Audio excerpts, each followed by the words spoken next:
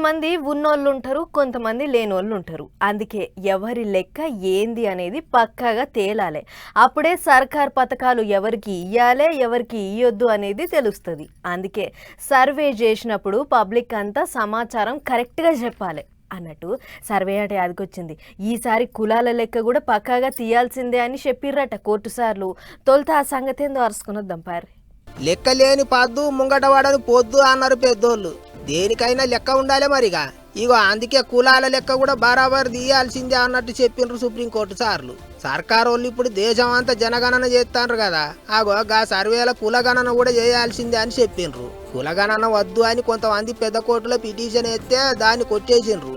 ఏ కుల పోలు ఎంతమంది ఉన్నారో లెక్క తెలిస్తేనే సర్కారు పథకాలు ఇచ్చేతందుకైనా, రిజర్వేషన్లు ఇచ్చేతందుకైనా ఇంకో దానికి మంచిగా ఉంటుంది అన్నట్టు చెప్పిందట కోర్టు. జనాభా లెక్కలతోని కలిపి కులాలు కూడా లెక్క కట్టాలి అన్నట్టు చెప్పిండ్రట.